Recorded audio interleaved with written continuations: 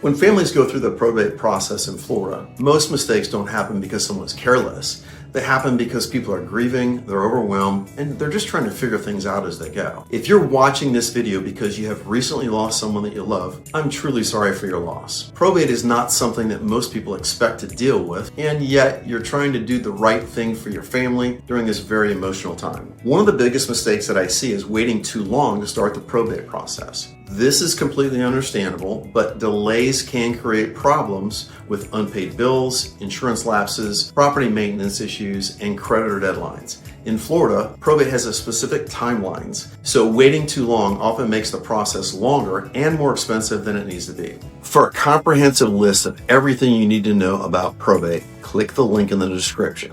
Another common mistake is assuming probate is not required. Many families believe that having a will means that probate can be avoided, but in reality, a will does not avoid probate, it simply gives instructions on how the probate is to be handled. And if assets, especially real estate, are titled solely in the deceased person's name, probate is usually required. I also see families struggle because they do not fully understand which assets go through probate and which do not. That confusion can lead to unnecessary filings or missed assets. In Florida, only assets owned solely by the deceased without a beneficiary designations go through the probate process, while trusts, jointly owned property rights, and rights of survivorship and accounts with named beneficiaries typically bypass that process.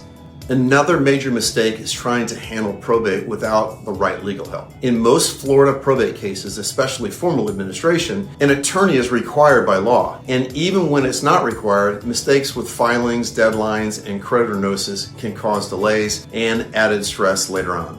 When money is involved, I often see mistakes in how estate finances are handled, such as mixing personal funds with estate funds, paying heirs too early, or paying the wrong bills in the wrong order. Under the Florida law, creditors and expenses must be handled before distributions are made. Otherwise, the personal representative can be personally liable. If there's a home involved, one of the biggest mistakes is letting the property sit vacant or unprotected. Vacant homes can quickly become a liability due to insurance costs, maintenance problems, or vandalism. Many homeowners insurance policies limit or exclude the coverage once a home becomes vacant. Another common issue is waiting too long to decide what to do with the home. Emotional attachment is completely normal, but delays often increase holding costs, slow down the probate, and reduce the final proceeds for their heirs. In many cases, selling the home during the probate is the most practical solution, but timing does matter. Poor communication between heirs is another mistake that causes unnecessary conflict.